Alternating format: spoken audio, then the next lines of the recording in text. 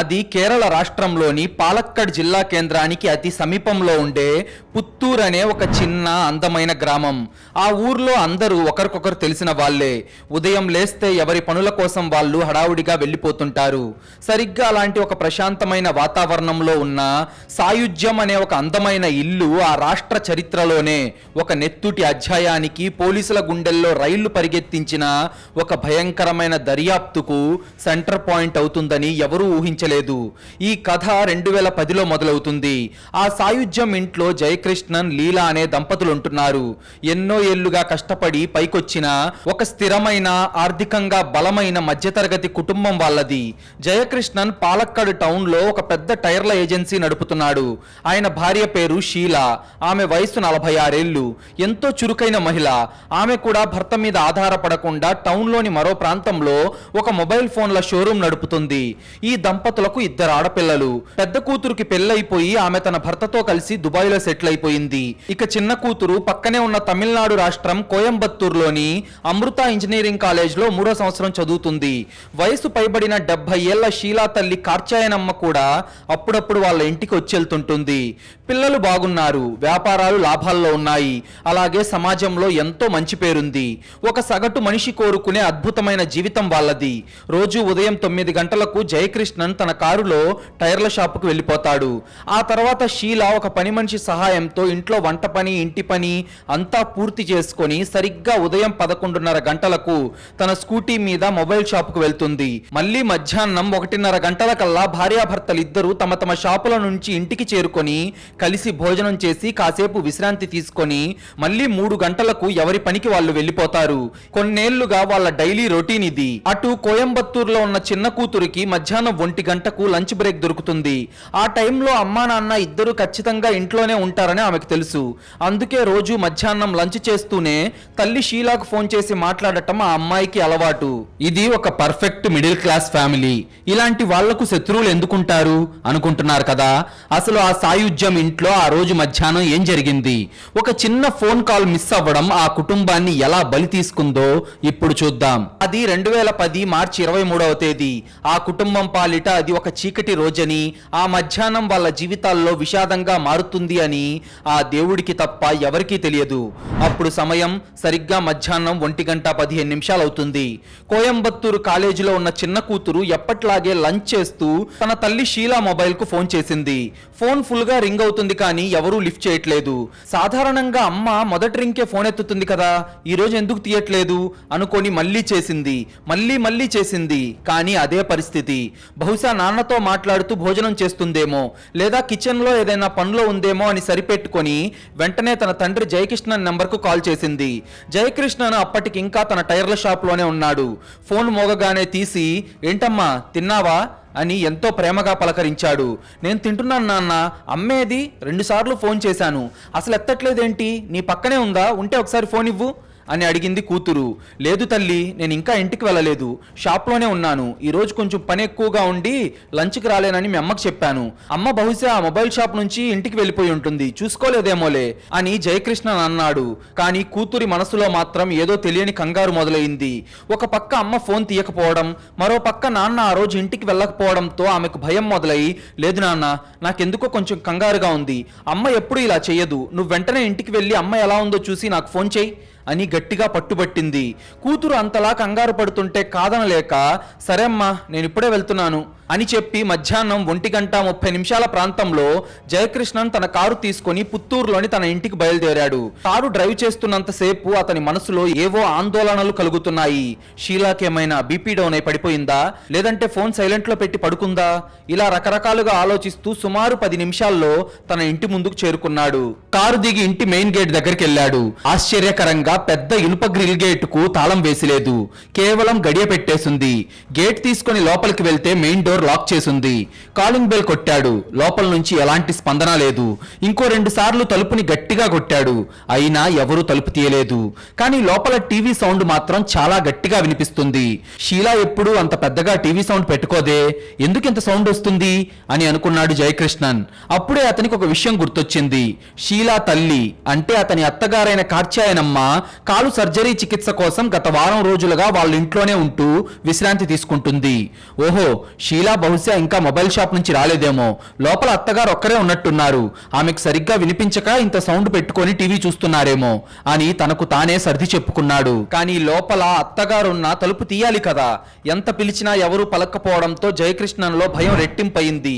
తలుపును గట్టిగా బాదుతూ ఇంటి చుట్టూ తిరిగాడు. ఎక్కడైనా కిటికీ తెరుచుందేమోనని వెతుకుతున్నాడు. అలా వెతుకుతుండగా హాల్కి ఉన్న ఒక పెద్ద కిటికీ కనిపించింది. ఆ కిటికీ అద్దాలకు కర్టెన్లు కూడా వేసిలేవు.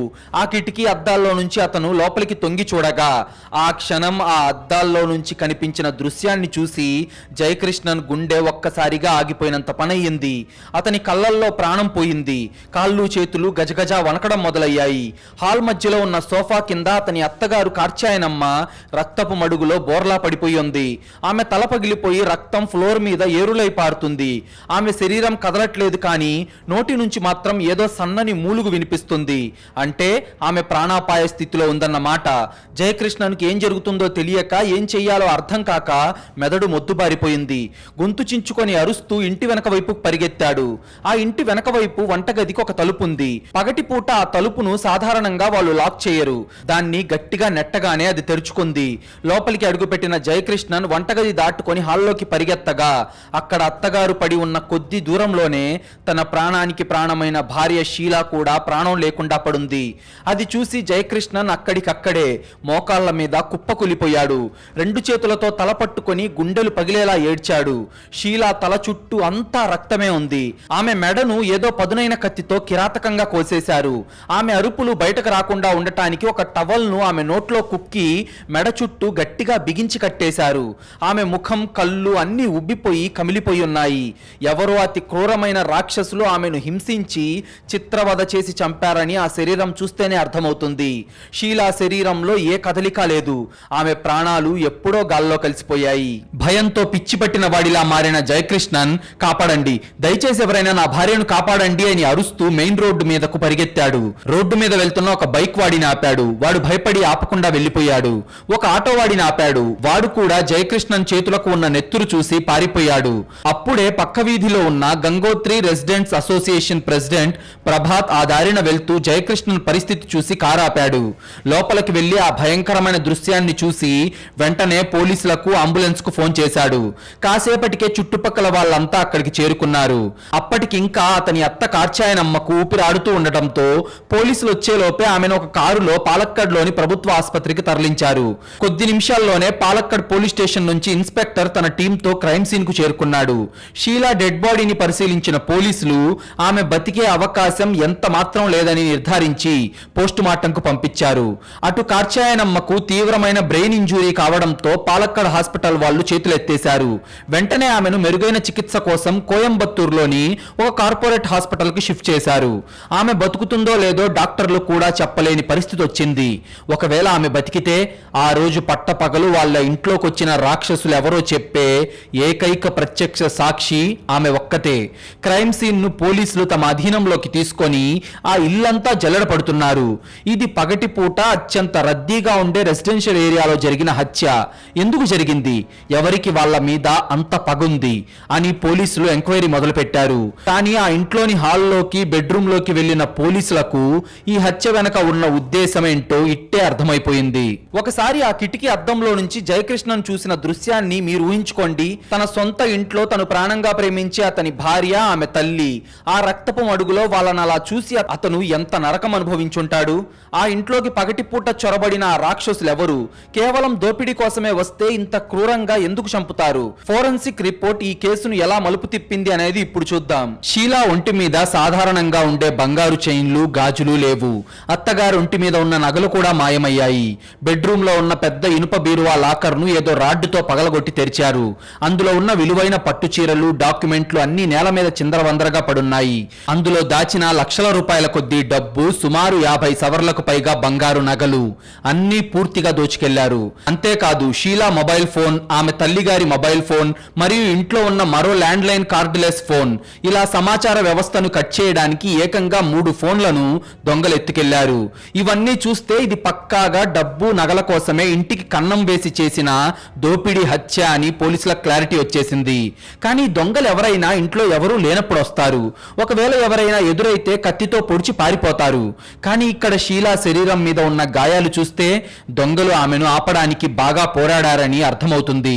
సరిగ్గా అప్పుడే ఈ కేసుకు సంబంధించి పోలీసుల మీద ఊహించని స్థాయిలో పొలిటికల్ ప్రెషర్ మొదలైంది. ఎందుకంటే హత్యకు గురైన షీలా ఒక సాధారణ ఇల్లాలు కాదు.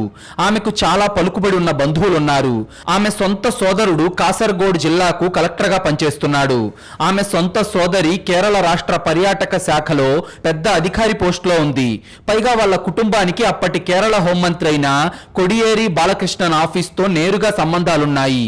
ఒక ఐఏఎస్ ఆఫీసర్ ఉన్నతాధికారుల కుటుంబానికే పట్టపగలు రక్షణ లేకపోతే సామాన్యుల పరిస్థితి ఏంటని కేరళ మీడియా, ప్రతిపక్ష పార్టీలు ప్రభుత్వం మీద విరుచుకుపడ్డాయి. 10 రోజుల్లో హంతకులు దొరకాలి, లేకపోతే పోలీస్ అధికారులందరినీ సస్పెండ్ చేస్తాం అని పైనుండి ఆర్డర్స్ రావడంతో పోలీస్ డిపార్ట్మెంట్ అంతా వణికిపోయింది. ఎస్పీ, ఐజీ స్థాయి అధికారులంతా పుత్తూరులోని ఆ ఇంటి ముందు వాలిపోయారు. రాష్ట్రంలో ఉన్న best forensic team, clues team మరియు స్నీఫర్ డాగ్ స్క్వాడ్ రంగంలోకి దిగాయి. స్నీఫర్ డాగ్ ఇంట్లోకి వెళ్లి షీలా రక్తం వాసన చూసింది. నేరుగా హాల్లో నుంచి మెయిన్ డోర్ దగ్గరికి వెళ్ళింది. అక్కడి నుండి మళ్ళీ ఇంట్లోకి వచ్చి వంటగది మీదగా వెనక తలుపు గుండా బయటకు వెళ్లి రోడ్డు మీదకు వెళ్లి ఆగిపోయింది. దీన్ని బట్టి చూస్తే హంతకులు ముందు తలుపు ద్వారా ఇంట్లోకి వచ్చి హత్య తర్వాత తప్పించుకోవడానికి వెనక తలుపు నుంచి వెళ్లారు అని పోలీసులు కన్ఫర్మ్ చేసుకున్నారు. ఇక ఫోరెన్సిక్ టీం ఇల్లంతా ఫింగర్ ప్రింట్స్ కోసం డస్టింగ్ పౌడర్ చల్లి గాలిస్తుంది. వాళ్ళ కష్టానికి తగ్గట్టే 3 కీలకమైన వేలిముద్రలు దొరికాయి. 1 వంటగది తలుపు మీద స్పష్టమైన వేలిముద్ర, 2 హాల్లో ఉన్న టీవీ స్క్రీన్ మీద మరో వేలిముద్ర, 3 హాల్లో కింద పగిలిపోయి ఉన్న ఒక పింగాణి టీ కప్పు హ్యాండిల్ మీద ఇంకో వేలిముద్ర.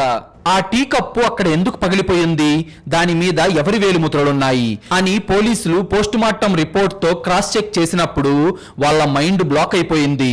అత్త కార్చాయనమ్మ తల మీద ఉన్న పగిలిన గాయానికి ఆ టీ కప్పు సైజుకు పక్కాగా మ్యాచ్ అయింది. అంటే ఇంట్లోకి వచ్చిన దొంగలు తమ వెంట ఎలాంటి ఆయుధాలు తీసుకురాలేదు.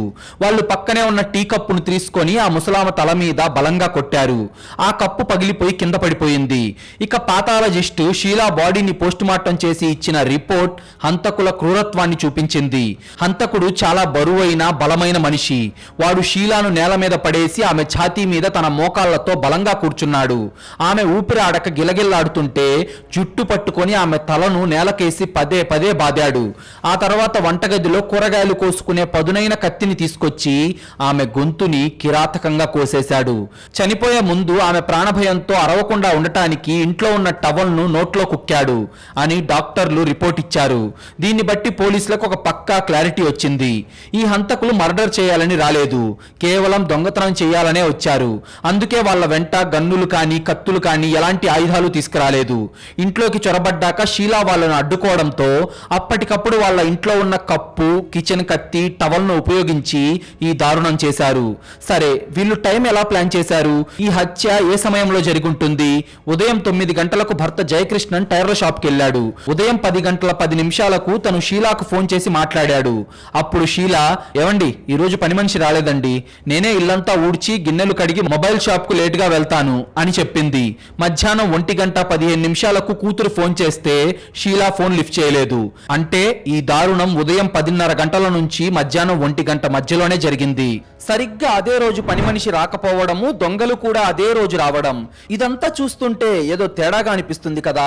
పని మనిషికి నేరానికి ఏమైనా సంబంధం ఉందా అనేది ఇప్పుడు చూద్దాం. ఇక్కడే పోలీసులకు ఒక పెద్ద అనుమానం వచ్చింది. రోజు కరెక్ట్ గా ఉదయం 10 గంటలకు వచ్చే పని మనిషి కరెక్ట్ గా ఈ దోపిడీ జరిగిన రోజే ఎందుకు రాలేదు? ఆ పని మనిషి ఏమైనా దొంగలతో చేతులు కలిపి నేను ఈ రోజు రాను, ఇంట్లో 2 ఆడవాళ్లే ఉంటారు, వెళ్లి దోచుకోండి అని స్కెచ్ చేసిందా అని వెంటనే పోలీసులు ఆ పని మనిషి ఇంటికి వెళ్లి ఆమెను లాక్కొచ్చారు. స్టేషన్లో వేసి తమదైన స్టైల్లో ఇంట్రాగేట్ చేశారు. కానీ ఆ పని మనిషి ఏడుస్తూ, సార్ నాకేమీ తెలియదు సార్, నా కొడుక్కి బాగా జ్వరం వచ్చింది, వాడిని డాక్టర్ దగ్గరికి తీసుకెళ్లాను సార్, కావాలంటే హాస్పిటల్ రికార్డులు చెక్ చేసుకోండి, నాకు ఆ దొంగలతో ఎలాంటి సంబంధం లేదు సార్ అని ప్రాధేయపడింది. పోలీసులు హాస్పిటల్కి వెళ్లి చెక్ చేస్తే ఆ పని మనిషి చెప్పింది 100% నిజమని తేలింది. డాక్టర్లు కూడా ఆమె కొడుకు ఆ రోజు జ్వరంతో వచ్చాడని కన్ఫర్మ్ చేశారు. దీంతో ఆమెకు ఈ హత్యతో సంబంధం లేదు అని క్లారిటీ వచ్చింది. పోలీసులు మళ్లీ జీరోకొచ్చారు. క్రైమ్ సీన్ లో దొరికిన ఆ 3 వేలిముద్రలను తీసుకెళ్లి కేరళ క్రిమినల్ డేటాబేస్ తో క్రాస్ చెక్ చేశారు. ఎక్కడైనా పాత దొంగల వేలిముద్రల పిల్లలతో మ్యాచ్ అవుతుందేమోనని ఆశపడ్డారు. కానీ మ్యాచ్ అవ్వలేదు. ఆ తరహా నేరాలు చేసే పాత నేరస్తులను పట్టుకొచ్చి కొట్టి అడిగినా ఉపయోగం ఉండలేదు. అలా వారం రోజులు పూర్తయ్యాయి. అటు ప్రభుత్వం నుంచి, మీడియా నుంచి పోలీసుల మీద బూతులు మొదలయ్యాయి. 7 రోజులు గడిచినా ఒక ఐఏఎస్ ఆఫీసర్ బంధువుల కేసును సాల్వ్ చేయలేకపోయారంటే పోలీస్ డిపార్ట్మెంట్ ఫెయిల్ అయినట్లే అని వార్తలు రావడం మొదలయ్యింది. ఎస్పీ స్థాయి నుంచి కానిస్టేబుల్ వరకు అందరికీ నిద్రలేదు. అప్పుడు వాళ్ళ ముందున్న ఒకే ఒక్క ఆశ దొంగలు ఎత్తుకెళ్లిన ఆ 3 మొబైల్ ఫోన్లు. సాధారణంగా దొంగలు ఫోన్లు ఎత్తుకెళ్తే వెంటనే సిమ్ పీకేసి ఫోన్ స్విచ్ ఆఫ్ చేస్తారు. ఈ దొంగలు కూడా అదే చేశారు. కానీ పోలీసులు సైబర్ సెక్యూరిటీ టీంను అలర్ట్ చేసి ఆ ఫోన్ల IMEI నంబర్లను 24/7 శాటిలైట్ ట్రాకింగ్ లో పెట్టారు. దొంగలు ఎప్పటికైనా ఆ ఫోన్ల మీద ఆశతో సిమ్ మార్చి ఫోన్ ఆన్ చేయకపోతారా అని కళ్ళు కాయలు కాచేలా ఎదురు చూస్తున్నారు. 6 రోజులు ఎదురు చూశారు. కానీ ఎలాంటి సిగ్నల్ లేదు. పోలీసుల ఆశలు దాదాపు చచ్చిపోయాయి. ఇక ఈ కేసు క్లోజ్ అయిపోతుందేమో అనుకున్నారు. కానీ మార్చి 29వ తేదీ ఉదయం 8 గంటల సమయంలో cyber security team computer screen మీద ఒక రెడ్ లైట్ బ్లింక్ అవుతుంది. ఎస్, హత్యకు గురైన షీలా మొబైల్ ఫోన్ ఆన్ అయ్యింది. అందులో ఒక కొత్త సిమ్ కార్డ్ వేయబడింది. వెంటనే సైబర్ టీం పోలీసులను అలర్ట్ చేసింది.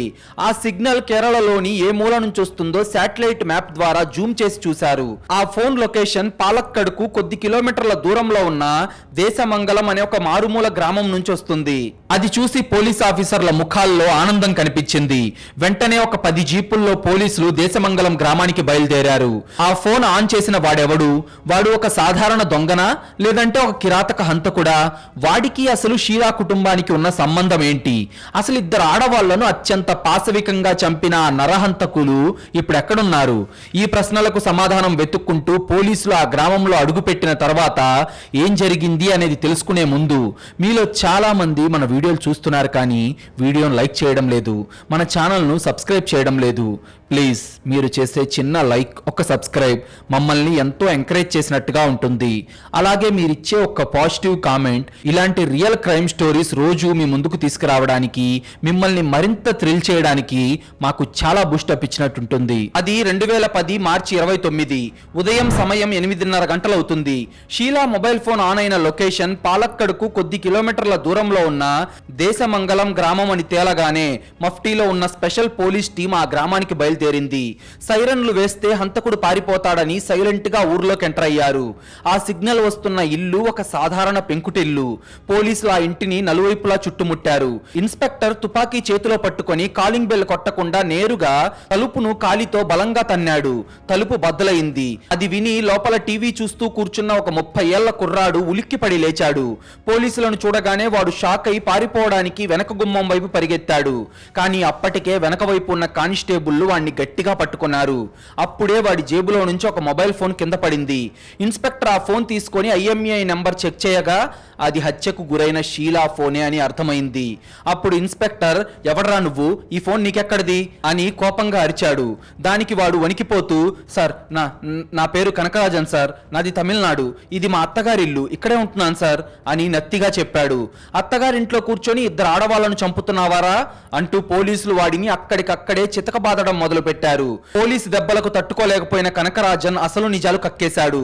సార్, నన్ను వదిలేయండి సార్, ఆ హత్యలు నేను ఒక్కనే చేయలేదు, నాతో పాటు ఇంకో ఇద్దరు ఉన్నారు సార్, వాళ్ళ పేర్లు సంపత్, మణికంఠన్, మేము ముగ్గురం కలిసి ఆ ఇంటికి వెళ్ళాం సార్ అని చెప్పాడు. మరి మిగతా ఇద్దరు ఎక్కడున్నారా అని ఇన్స్పెక్టర్ కడుపులో గుద్దగా, కొట్టకండి సార్, చెప్తాను. కోయంబత్తూరులోని కౌంటర్ పాలయంలో ఒక అరటి తోట ఉంది సార్, ఆ తోట మధ్యలో ఉన్న ఒక చిన్న ఇంట్లో వాళ్ళిద్దరు దాక్కొని ఉన్నారు సార్ అని మొత్తం నిజం చెప్పేశాడు. ఒక ఫోన్ కోసం పడ్డ ఆశ ఎంత పెద్ద మిస్టరీని రివీల్ చేసిందో చూసారా? ఈ కనకరాజన్ ఎక్కడో ఉన్నాడు. వీళ్ళకి అసలు జయకృష్ణన్ ఇల్లు ఎలా తెలిసింది? ఇక్కడే వస్తాడు మన మెయిన్ విలన్ సంపత్. వాడు చేసిన పనికి మీ ఇంట్లో పనిచేసే పని వాళ్ళని నమ్మాలన్నా కూడా మీకు భయం వేస్తుంది. వాళ్ళను పట్టుకోవడానికి ఒక టీం వెంటనే కోయంబత్తూరుకు బయలుదేరింది. ఈ లోపు కనకరాజన్ను స్టేషన్ కు తీసుకొచ్చి విచారించడం మొదలు పెట్టారు. ఇక్కడే పోలీసులకు ఒక మైండ్ బ్లాక్ అయ్యే ట్విస్ట్ తెలిసింది. అసలు తమిళనాడుకు చెందిన వీళ్లకు పాలక్కడ్లోని ఒక సంపన్న కుటుంబం యొక్క డైలీ షెడ్యూల్, వాళ్ళ ఇంట్లో డబ్బు ఎక్కడుంటుందో అన్న విషయం ఎలా తెలిసింది? అయితే ఇన్స్పెక్టర్ అదే ప్రశ్న అడగగానే కనకరాజన్ చెప్పిన సమాధానం వింటే మన ఇంట్లో పనిచేసే చేసే వాళ్ళ పట్ల మనం ఎంత జాగ్రత్తగా ఉండాలో మనకు అర్థమవుతుంది. సార్, ఈ ప్లాన్ మొత్తం వేసింది సంపత్ గాడే సార్. ఆ జయకృష్ణన్ గారి టైర్ల షాప్ లో సంపత్ గాడు గతంలో ఒక 2 వారాలు పనిచేశాడు. ఆ సమయంలో వాడు వాళ్ళ సార్తో పాటు వాళ్ళ ఇంటికి 2-3 సార్లు వెళ్ళాడు. వాళ్ళ ఇల్లు ఎంత పెద్దదో, వాళ్ళ ఇంట్లో నగలు ఎక్కడ పెడతారో వాడు కల్లారా చూశాడు.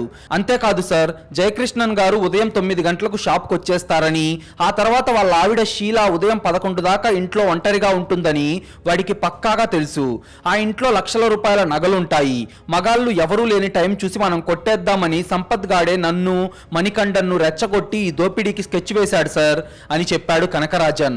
అంటే జయకృష్ణన్ తన షాపులో పని కోసం పెట్టుకున్న కుర్రాడిని తన ఇంటికి తీసుకెళ్లడమే ఆయన చేసిన అతి పెద్ద తప్పు. తన ఇంట్లో డబ్బెక్కడుందో వాడికి తెలియడమే తన భార్య ప్రాణాలు పోవడానికి కారణమైంది. ఈ నిజం విని పోలీసులే ఆశ్చర్యపోయారు. అటు తమిళనాడులోకి ఎంటర్ అయిన Kerala special police team Coimbatore కౌంటర్ పాళయంలోని ఆ అరటి తోట దగ్గరికి చేరుకుంది. దట్టంగా ఉన్న ఆ తోటకి దూరంగా ఇన్నోవా కార్లను ఆపేసి తుపాకులతో పోలీసులు ఆ తోటలోకి నడుచుకుంటూ వెళ్లారు. మధ్యలో వాళ్ళకి ఒక పాడుబడ్డ గుడిసె కనిపించింది. పోలీసుల వినికిడి విన్న సంపత్, మణికంఠన్ గుడిసెలో నుంచి బయటకొచ్చి అసలు హంతకుడైన సంపత్ ఎంత బలంగా ఉన్నాడంటే ఇద్దరు పోలీసులను కిందకు తోసేసి పారిపోవాలని చూశాడు. కానీ పోలీసులు గాల్లోకి తుపాకీని పేల్చి వాడిని అమాంతం మీద పడి బంధించేశారు. 3 హంతకులు ఇప్పుడు పోలీసుల చేతికి చిక్కారు. కోయంబత్తూర్ నుంచి పాలక్కడ్కు వస్తున్న కారులో మరియు పోలీస్ స్టేషన్ లో జరిగిన ఇంట్రాగేషన్ లో సంపత్, కనకరాజన్లు ఆ మార్చి 23వ తేదీ మధ్యాహ్నం ఆ సాయుధ్యం ఇంట్లో అసలేం జరిగిందో పూసగుచ్చినట్లు చెప్పారు. వాళ్ళు చెప్పిన ఆ క్రూరమైన ఫ్లాష్ బ్యాక్ వింటుంటే పోలీసులకే రక్తం మరిగిపోయింది. ఆ రోజు అసలు ఏం జరిగిందంటే అది 2010 మార్చి 23 ఉదయం. సంపత్, కనకరాజన్, మణికంఠన్ ముగ్గురు ఒక ఆటోలో పుత్తూరుకు చేరుకున్నారు. జయకృష్ణన్ ఇల్లు కనపడేలాగా కొంత దూరంలో కాపు కాశారు. ప్లాన్ ప్రకారం జయకృష్ణన్ సరిగ్గా 9 గంటలకు కారులో టైర్ షాప్ కు వెళ్లిపోయాడు. ఇక పని మనిషి వస్తుందేమో అని కాసేపు వెయిట్ చేశారు. కానీ గంట గడిచినా ఆమె రాలేదు. అది వాళ్లకు ఒక పండగలా అనిపించింది. పని మనిషి రాలేదురా, లోపల షీలా ఒక్కతే ఉంది, ఇదే మంచి ఛాన్స్ అని సంపత్ వాళ్లను అలర్ట్ చేశాడు. కానీ ఆ రోజు షీలా తల్లి కార్చాయనమ్మ ఆ ఇంట్లో ఉందన్న విషయం ఆ 3 మృగాలకు తెలియదు. అప్పుడు సమయం ఉదయం 10:30 గంటలవుతుంది. షీలా మొబైల్ షాప్ కు వెళ్లడానికి ఇంకా బయటకు రాలేదు. దాంతో వీళ్లకు ఓపిక నశించింది. ఇక లాభం లేదు, లోపలికి వెళ్లి మన పని పూర్తి చేసేద్దాం అని 3 డిసైడ్ అయ్యారు. మణికంఠన్ను గేటు బయట కాపలా ఉంచి ఎవరైనా వస్తే సిగ్నల్ ఇవ్వమని చెప్పారు. సంపత్, కనకరాజన్ ఇద్దరు మెయిన్ డోర్ దగ్గరకు వెళ్లి కాలింగ్ బెల్ కొట్టారు. షీలా తలుపు తీసింది. ఎదురుగా తన భర్త షాప్ లో పనిచేసిన సంపత్ ను చూసి, నువ్వు సంపత్ కదా, ఈ టైంలో ఎక్కడికి ఎందుకు వచ్చావు అని అడిగే లోపే సంపత్ వాడి కండబలంతో షీలా ముఖం మీద గట్టిగా చెయ్యి వేసి ఆమెను వెనక్కి నెట్టుకుంటూ ఇంట్లోకి చొరబడ్డాడు. వెనకాలే కనకరాజన్ కూడా లోపలికి దూరి తలుపు గడియ పెట్టేశాడు. ఊహించని ఈ దాడికి షీలా కింద పడిపోయింది. గట్టిగా అరవడానికి ప్రయత్నించింది. కానీ బలంగా ఉండే సంపత్ అమాంతం షీలా ఛాతీ మీద తన 2 మోకాళ్లు పెట్టి కూర్చున్నాడు. ఆమె ఊపిరాడక గిలగిల్లాడుతుంటే ఆమె ముఖం మీద పిడిగుద్దులు కురిపించాడు. ఆమె జుట్టు పట్టుకొని తలను ఫ్లోర్ కేసి బలంగా 2-3 సార్లు బాదాడు. ఆ దెబ్బలకు షీలా సగం స్పృహ కోల్పోయింది. ఆమె శబ్దం చేయకుండా ఉండటానికి పక్కనే ఉన్న లాండ్రీ బ్యాగ్ లో నుంచి ఒక టవల్ తీసుకొని ఆమె నోట్లో కుక్కాడు. హాల్లో జరుగుతున్న ఈ పెనుగులాట, ఆ అరుపులు విన్న షీలా తల్లి కార్చాయనమ్మ వంటగదిలో నుంచి కంగారుగా బయటకొచ్చింది. కూతురు రక్తపు మడుగులో పడుండడం చూసి, రేయ్ ఎవర్రా మీరు అని అరిచే లోపే కనకరాజన్ ఆమె మీదకు దూకాడు. వాడి చేతికి ఎలాంటి ఆయుధం దొరక్కపోవడంతో పక్కనే టేబుల్ మీద ఉన్న ఒక పింగాణి టీ కప్పు మీద వాడి కళ్ళు పడ్డాయి. దాన్ని తీసుకొని ఆ ముసలామ తల మీద బలంగా కొట్టాడు. ఆ దెబ్బకు కప్పు పగిలిపోయింది. ముసలామ రక్తపు మడుగులో కింద పడిపోయింది. ఆమెను కూడా అలాగే అదిమి పట్టి నోట్లో గుడ్డ కుక్కాడు. ఇద్దరు చచ్చిపోయారో లేక స్పృహ తప్పారో వాళ్ళకు తెలియదు. సంపత్ వెంటనే బెడ్రూమ్ లోకి వెళ్లి బీరువా పగలగొట్టాడు. అందులో ఉన్న 50 సవర్ల బంగారం, లక్షలాది రూపాయల డబ్బు అంతా ఒక బ్యాగ్ లో సర్దుకున్నాడు. ఆ తర్వాత వచ్చి కింద పడి ఉన్న షీలా ఒంటి మీద ఉన్న నగలను, ఆమె తల్లి ఒంటి మీద ఉన్న నగలను అత్యంత కిరాతకంగా లాక్కున్నాడు. ఇద్దరి మొబైల్ ఫోన్లు, ల్యాండ్ లైన్ ఫోన్ తీసుకున్నాడు. ఒక సింపుల్ దొంగతనం కాస్త మర్డర్ గా ఎందుకు మారింది? సంపత్ గాడితో షీలా ఒకే ఒక్క డైలాగ్ అనింది. ఆ ఒక్క డైలాగ్ తో వాడిలో ఎంత కసి పుట్టిందో ఇప్పుడు వినండి. ఈ సీన్ తర్వాత జరిగే సంఘటనలు మీకు మైండ్ బ్లాక్ అయ్యేలా చేస్తాయి. అంతా అయిపోయింది, వాళ్ళిద్దరూ దోచుకున్నారు. ఇక పారిపోవడమే లేట్. దొంగలు దొంగల్లా వెళ్లిపోయి ఉంటే షీలా షీలా బతికేదేమో. కానీ ఇక్కడే ఈ కేసులో అతిపెద్ద టర్నింగ్ పాయింట్ జరిగింది. వాళ్ళు పారిపోవడానికి సిద్ధమవుతున్న సమయంలో కింద పడి ఉన్న షీలాకు సడన్ గా కొంచెం మెలకు వచ్చింది. ఆమె రక్తంతోనే కళ్ళు తెరిచి ఎదురుగా బ్యాగు పట్టుకొని నిలబడి ఉన్న సంపత్ ముఖాన్ని స్పష్టంగా చూసి, రేయ్ సంపత్, నువ్వే కదా మా ఆయన నీకు అన్నం పెడితే మా ఇంట్లోనే ఈ ఘోరం ఎలా చేశావురా, నిన్ను వదలను, మా ఆయనకు చెప్పి నిన్ను ఉరి తీయిస్తాను అని ఆమె వణుకుతున్న గొంతుతో అంది. ఆ మాట వినగానే సంపత్కు వెన్నులో వణుకు పుట్టింది. కనకరాజన్ వైపు చూసి, రేయ్, ఈమె నన్ను గుర్తుపట్టేసింది, ఈమె బతుకుంటే ఖచ్చితంగా మనల్ని పోలీసులకు పట్టిస్తుంది, మన జీవితాలు జైల్లో మగ్గిపోతాయి, ఈమెను భూమి మీద ఉంచకూడదు అని సంపత్ డిసైడ్ అయ్యాడు. అప్పటిదాకా దొంగతనం చేయాలనే ఉద్దేశంతో వచ్చిన వాళ్ళు ఇప్పుడు హంతకులుగా మారారు. వెంటనే సంపత్ వంటగదిలోకి పరిగెత్తి అక్కడ కూరగాయలు కోసే పదునైన కత్తి తీసుకొని షీలా దగ్గరకొచ్చి ఆమె మీద కూర్చున్నాడు. ఆమె ప్రాణభయంతో ఎంత గిలగిల్లాడుతున్నా వదలకుండా కసాయివాడు మేకను కోసినట్టు ఆమె గొంతును అత్యంత కిరాతకంగా కోసేశాడు.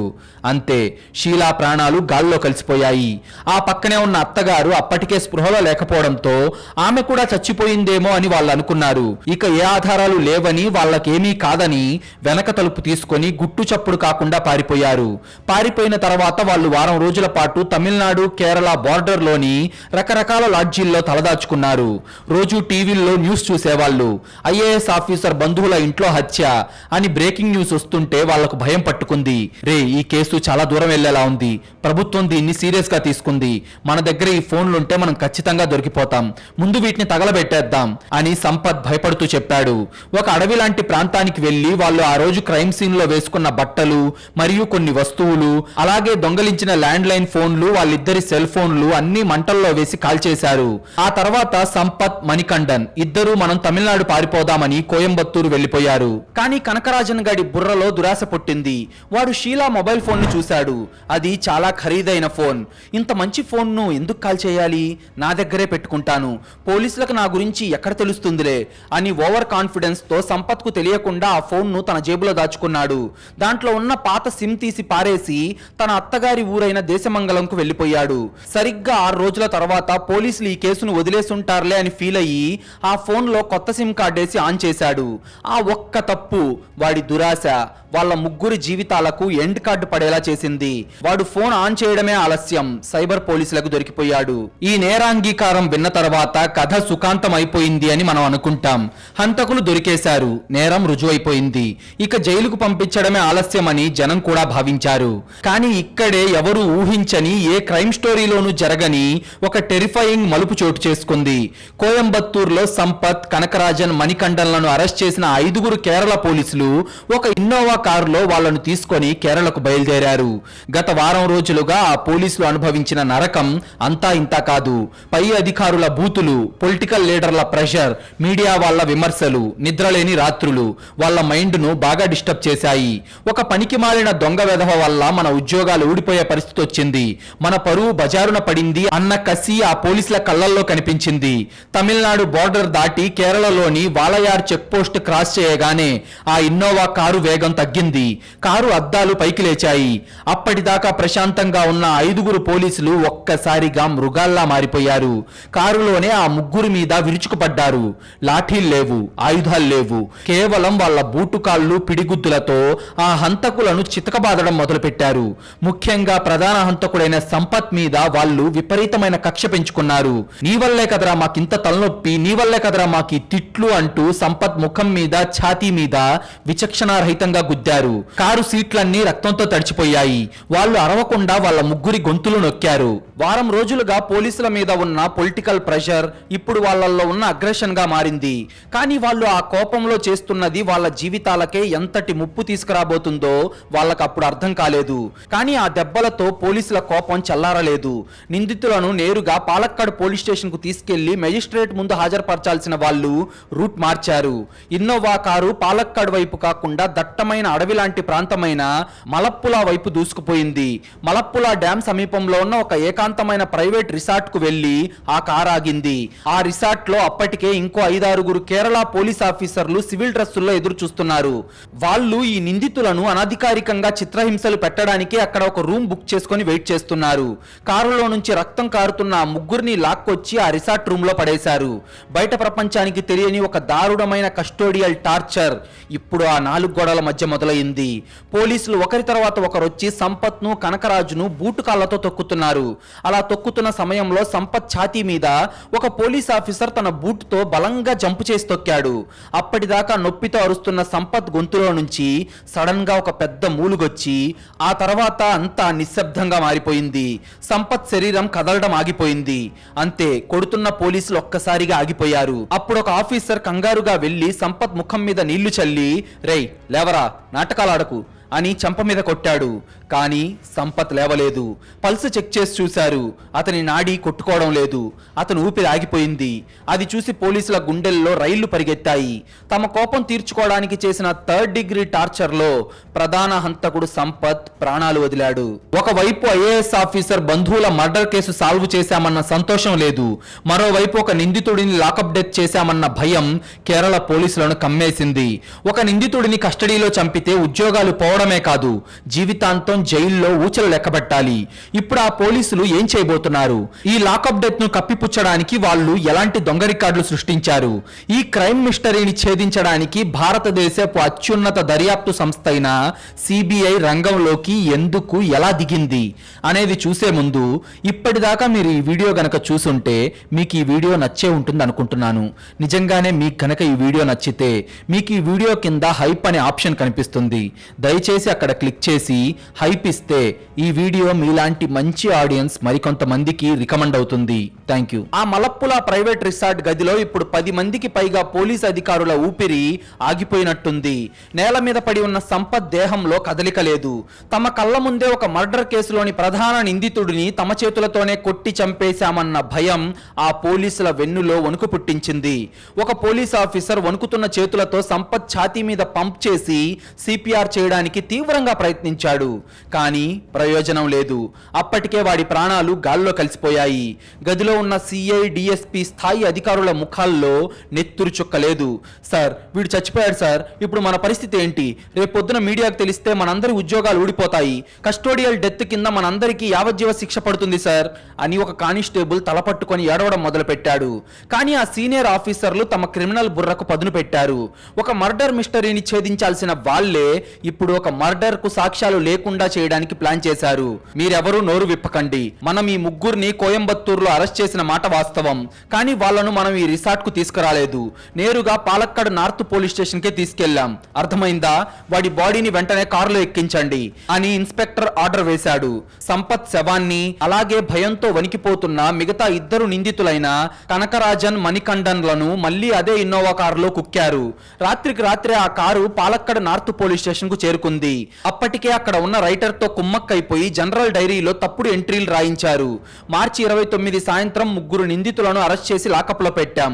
రాత్రి 11:30 గంటల సమయంలో ప్రధాన నిందితుడు సంపత్ తనకు తీవ్రమైన ఛాతీ నొప్పి వస్తుందని విలవిల్లాడాడు. వెంటనే మేము డ్యూటీ జీప్ లో వాడిని ఆసుపత్రికి తరలించాం అన్నది ఆ దొంగ రికార్డు సారాంశం. ప్లాన్ ప్రకారం రాత్రి 11:45 సంపత్ శవాన్ని తీసుకొని పోలీసులు పాలక్కడ్ జిల్లా ప్రభుత్వ ఆసుపత్రికి పరిగెత్తారు. డాక్టర్ గారు, మా లాకప్ లో ఉన్న నిందితుడికి హార్ట్ అటాక్ వచ్చింది, వెంటనే కాపాడండి అని నాటకం ఆడారు. డ్యూటీలో ఉన్న డాక్టర్ స్ట్రెచర్ మీద ఉన్న సంపత్ ను పరీక్షించాడు. వాడి కనురెప్పలు తెరిచి చూశాడు. పల్స్ చెక్ చేశాడు. ఆ తర్వాత వాడి చొక్కా విప్పి చూసిన ఆ డాక్టర్ కు మైండ్ బ్లాక్ అయిపోయింది. సంపత్ బాడీ మీద ఎక్కడ చూసినా కమిలిపోయిన గాయాలు, రక్తం గడ్డకట్టిన మరకలు స్పష్టంగా కనిపిస్తున్నాయి. అతని ముఖం వాచిపోయింది. ఛాతీ మీద ఎవరో బూటుకాలితో బలంగా తొక్కినట్టు పక్కటెముకలు విరిగిపోయున్నాయి. సార్, మీరు హార్ట్ అటాక్ అంటున్నారు, కానీ వీడి బాడీ మీద ఉన్న దెబ్బలు చూస్తే ఎవరో కిరాతకంగా కొట్టినట్టుంది. వీడు చనిపోయి కనీసం 2-3 గంటల పైనే అవుతుంది. మీరు చచ్చిపోయిన శవాన్ని తీసుకొచ్చి నాకు హార్ట్ అటాక్ అని చెప్తున్నారా అని డాక్టర్ నిర్మోహమాటంగా అడిగేశాడు. అయితే పోలీసులు డాక్టర్ ని బెదిరించాలని చూశారు. కానీ ఆ డాక్టర్ ఏమాత్రం భయపడకుండా సంపత్ మృతదేహాన్ని మార్చురీకి తరలించి ఇది అనుమానాస్పద మృతి అని రిపోర్ట్ చేశాడు. తెల్లారేసరికి ఈ వార్త కేరళ మీడియాకు లీక్ అయిపోయింది. ఐఏఎస్ ఆఫీసర్ బంధువుల మర్డర్ కేసులో పట్టుబడ్డ నిందితుడు లాకప్ లాకప్ లో మృతి అంటూ టీవీ ఛానళ్లలో బ్రేకింగ్ న్యూస్ దద్దరిల్లిపోయింది. నిన్నటి దాకా పోలీసులను పొగిడిన జనమే ఇప్పుడు చీకొట్టడం మొదలుపెట్టారు. ఒక తప్పును కవర్ చేయడానికి ఈ పోలీసులు ఎన్ని నాటకాలు ఆడారో కదా. రిపోర్ట్ మార్చేశారు, దొంగ డైరీలు రాశారు. కానీ పోస్ట్ మార్టం రిపోర్ట్ అబద్ధం చెప్పదు కదా. ఏకంగా 63 గాయాలు. ఆ ఒక్క డాక్టర్ రిపోర్ట్ పోలీసుల మెడకు ఎలా ఉరితాడుగా మారిందో, ఈ కేసులోకి సిబిఐ ఎలా ఎంటర్ అయిందో ఇప్పుడు చూద్దాం. సంపత్ లాకప్ డెత్ విషయం తెలుసుకున్న అతని సోదరుడు ఆగ్రహంతో కేరళ కోర్టును ఆశ్రయించాడు. నా తమ్ముడు హార్ట్అటాక్ తో చావలేదు, వాళ్ళ ఒత్తిడి తగ్గించుకోవడానికి పోలీసులే నా తమ్ముడిని కొట్టి చంపారు అని కోర్టులో పిటిషన్ వేశాడు. హైకోర్టు సిట్టింగ్ జడ్జి పర్యవేక్షణలో స్పెషల్ మెడికల్ టీంతో సంపత్ కు పోస్ట్ మార్టం జరిగింది. ఆ రిపోర్ట్ చూసి కేరళ రాష్ట్రం మొత్తం ఉలిక్కిపడింది. ఎందుకంటే సంపత్ శరీరం మీద 1 కాదు 2 కాదు, ఏకంగా 63 బలమైన గాయాలున్నాయని తేలింది. కిడ్నీలు దెబ్బతిన్నాయి. బూటుతో దక్కడం వల్ల ఊపిరితిత్తుల్లో బ్లీడింగ్ జరిగి ఊపిరాడక వాడు చనిపోయాడు అని ఫోరెన్సిక్ రిపోర్ట్ కుండ బద్దలు కొట్టినట్టు చెప్పింది. ఇది ముమ్మాటికి కస్టోడియల్ మర్డర్. స్థానిక పోలీసుల మీద నమ్మకం కోల్పోయిన కేరళ హైకోర్టు ఈ లాకప్ డెత్ కేసుకు సంబంధించిన పూర్తి విచారణను భారతదేశ అత్యున్నత దర్యాప్తు సంస్థ అయిన సిబిఐకి అప్పగిస్తూ సంచలన తీర్పిచ్చింది. ఇప్పటిదాకా హంతకులను వేటాడిన పోలీసులు ఇప్పుడు వాళ్లే హంతకులుగా మారి సిబిఐ చేతిలో వేటాడబడటం మొదలైంది. సిబిఐ స్పెషల్ టీం ఢిల్లీ నుంచి పాలక్కడ్ లో ల్యాండ్ అయ్యింది. వాళ్ళు రాగానే ముందుగా పాలక్కడ్ నార్త్ పోలీస్ స్టేషన్ రికార్డులను సీజ్ చేశారు. వాళ్లకు జనరల్ డైరీలో రాసిన రాతలపై వెంటనే అనుమానం వచ్చింది. అరెస్ట్ చేసిన ఆ 3 మొబైల్ సిగ్నల్స్ ని, ఆ రోజు డ్యూటీలో ఉన్న పోలీసుల మొబైల్ టవర్ లొకేషన్లని సిబిఐ అనలైజ్ చేసింది. అయితే అక్కడే పేలింది అసలు బాంబు. మార్చి 29వ తేదీ సాయంత్రం నుంచి రాత్రి 10 గంటల వరకు పోలీసుల ఫోన్లు, నిందితుల ఫోన్లు పాలక్కడ్ పోలీస్ స్టేషన్ లో లేవు. అవన్నీ మలప్పులా డ్యామ్ దగ్గర ఉన్న ప్రైవేట్ రిసార్ట్ లో ఉన్నట్టు టవర్ లొకేషన్ పక్కాగా చూపించింది. సిబిఐ అధికారులు ఆ రిసార్ట్ మీద రైడ్ చేశారు. రిసార్ట్ రిజిస్టర్ లో పోలీసుల పేర్లు, వాళ్ళ బినామీల పేర్లు దొరికాయి. గదిలో ఉన్న రక్తపు మరకలను ఫోరెన్సిక్ టీంతో సేకరించారు. ఇక తప్పించుకునే దారి లేదని పోలీసులకు అర్థమైంది. సంపత్ మర్డర్ కేసులో డైరెక్ట్ గా ఇన్వాల్వ్ అయిన డిఎస్పీ రామచంద్రన్, సిఐ విపిన్ దాస్లతో సహా సుమారు 14 మంది పోలీసులు రాత్రికి రాత్రే అండర్ గ్రౌండ్ లోకి పారిపోయారు. ఒకప్పుడు దొంగలను పట్టుకోవడానికి వీధి వీధి తిరిగిన ఈ పోలీస్ ఆఫీసర్లు ఇప్పుడు తమను సిబిఐ అరెస్ట్ చేయకుండా ఉండటానికి కోర్టుల చుట్టూ ముందస్తు బెయిల్ కోసం తిరిగారు. కానీ కోర్టు వాళ్లకు బెయిల్ నిరాకరించింది. చివరకు 1 నెల రోజుల వేట తర్వాత సిబిఐ ఆ పోలీస్ అధికారులందరినీ అరెస్ట్ చేసింది. యూనిఫామ్ వేసుకొని గర్వంగా తిరిగిన ఆఫీసర్లు ఇప్పుడు అదే యూనిఫామ్ లో చేతులకు బేడీలు వేసుకొని తలదించుకొని కోర్టు మెట్లెక్కడం చూసి యావత్ దేశం మొత్తం షాక్ అయిపోయింది. చట్టాన్ని రక్షించాల్సిన చేతులే చట్టాన్ని చేతుల్లోకి తీసుకుంటే ఎలాంటి శిక్ష పడుతుందో చెప్పడానికి ఈ పరిణామమే ఒక పెద్ద ఉదాహరణ. ఇక అసలు విషయానికి వద్దాం. సంపత్ చనిపోయాడు, కానీ షీలాను చంపింది సంపత్ ఒక్కడే కాదు కదా. కనకరాజన్, మణికండన్ ఇంకా బతికే ఉన్నారు. వాళ్ళ మీద షీలా మర్డర్ విచారణ పాలక్కడ్ సెషన్స్ కోర్టులో ప్రారంభమైంది. అయితే ఇక్కడే ప్రాసిక్యూషన్ కు ఒక పెద్ద ఛాలెంజ్ ఎదురైంది. ప్రధాన హంతకుడు సంపత్ చనిపోయాడు. ఇప్పుడు ఆ నేరాన్ని మిగతా 2 మీద ఎలా నిరూపించాలి? కనకరాజన్ ఏమో చాలా తెలివిగా కోర్టులో మాట మార్చాడు. జడ్జి గారు, షీలాను కత్తితో కోసింది సంపత్, వాళ్ళ అమ్మని కొట్టింది కూడా సంపత్తే. నేను కేవలం వాడి వెనకాల వెళ్ళాను తప్ప ఎవరిని ముట్టుకోలేదు, నన్ను వదిలేయండి అని కన్నీళ్లు పెట్టుకున్నాడు. బయట కాపలాగా ఉన్న మణికండన్ కూడా నాకు అసలు లోపల ఏం జరిగిందో తెలియదండి అన్నాడు. కానీ సైన్స్ అబద్ధం చెప్పదు కదా. ప్రాసిక్యూటర్ క్రైమ్ సీన్ లో దొరికిన సాక్ష్యాలను కోర్టు ముందుంచాడు. వంటగది తలుపు మీద ఉన్న వేలిముద్రలు, కింద పగిలిపోయిన పింగాణి టీ కప్పు మీద ఉన్న వేలిముద్రలు 100కు 100% కనకరాజన్ వేలిముద్రలతో మ్యాచ్ అయ్యాయి. వీడు ముట్టుకోకపోతే ఆ టీ కప్పు మీద వీడి వేలిముద్రలు ఎలా వచ్చాయి అని ప్రాసిక్యూటర్ ప్రశ్నించాడు. అయితే అదే సమయంలో కోర్టు హాల్లోకి ఒక వీల్ చైర్ లో ఒక ముసలాం వచ్చింది. ఆమె మరెవరో కాదు, ఆ రోజు దాడికి గురై ప్రాణాలతో బయటపడిన షీలా తల్లి కార్చాయనమ్మ.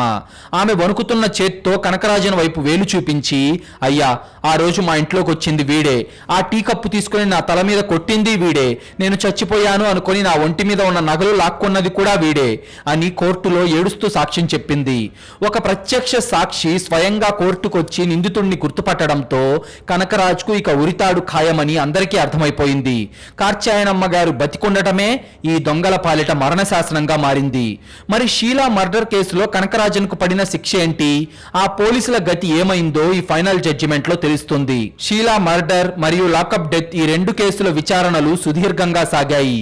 ముందుగా షీలా మర్డర్ కేసు తీర్పు చూద్దాం. మే 2011లో పాలక్కడ్ సెషన్స్ కోర్ట్ కనకరాజు చేసిన క్రూరమైన నేరానికి అతనికి మరణశిక్ష విధించింది. ఇంటి బయట ఉన్న మణికండన్ కు డైరెక్ట్ గా హత్యలో ప్రమేయం ఉన్నట్టు ఆధారాలు లేకపోవడంతో అతన్ని నిర్దోషిగా విడుదల చేసింది. కానీ 2013 ఆగస్టులో ఈ కేసు కేరళ హైకోర్టుకు వెళ్ళినప్పుడు అక్కడ జడ్జిమెంట్ పూర్తిగా మారిపోయింది. హైకోర్టు ఏమనిందంటే నిందితులు ముందుగా పక్కా ప్లాన్ తో మారణాయుధాలు తీసుకొని హత్య చేయడానికి ఆ ఇంట్లోకి వెళ్ళలేదు. వాళ్ళ ప్రాథమిక ఉద్దేశం దొంగతనం. అయితే షీలా వాళ్ళను అడ్డుకోవడం, గుర్తుపట్టడంతో దొరికిపోతామన్న భయంతోనే ఇంట్లో ఉన్న కత్తితో వాళ్ళు దాడి చేశారు. అరుదైన వాటిల్లో అత్యంత అరుదైన కేసు కిందకు రాదు అని చెబుతూ కనకరాజన్ మరణ శిక్షను రద్దు చేసి యావజ్జీవ కారాగార శిక్షగా మార్చింది. కనకరాజన్ జీవితాంతం జైలు గోడల మధ్య మగ్గిపోయేలాగా తీర్పునిచ్చింది. ఇక రెండోది కస్టోడియల్ డెత్ కేసు. సిబిఐ దాఖలు చేసిన ఛార్జ్ షీట్ ఆధారంగా ఆ 14 మంది పోలీసుల మీద విచారణ జరిగింది. ఒక దొంగను పట్టుకున్నప్పుడు చట్ట ప్రకారం కోర్టుకు అప్పగించాలి. అంతే తప్ప పర్సనల్ కోపం తీర్చుకోవడం, రిసార్ట్ లో 3rd డిగ్రీ ప్రయోగించి కొట్టి చంపడం రాజ్యాంగ ఉల్లంఘన అని సిబిఐ కోర్టు తీవ్రంగా తప్పుపట్టింది. ఇందులో కుట్ర చేసిన, తప్పుడు రికార్డులు సృష్టించిన, హత్యలో పాలు పంచుకున్న పోలీసులందరికీ సర్వీస్ నుంచి డిస్మిసల్ తో పాటు కఠిన శిక్షలు పడ్డాయి. నిన్నటి దాకా జనాన్ని లాకప్ లో వేసిన ఆఫీసర్లు ఇప్పుడు వాళ్లే అదే జైలు బట్టలు వేసుకొని జైలు జీవితం గడుపుతున్నారు. ఈ పుత్తూరు షీలా మర్డర్ కేసు ఒక క్రైమ్ స్టోరీ మాత్రమే కాదు, మన సమాజానికి 2 అతిపెద్ద పాఠాలు నేర్పిన ఒక డాక్యుమెంటరీ లాంటిది.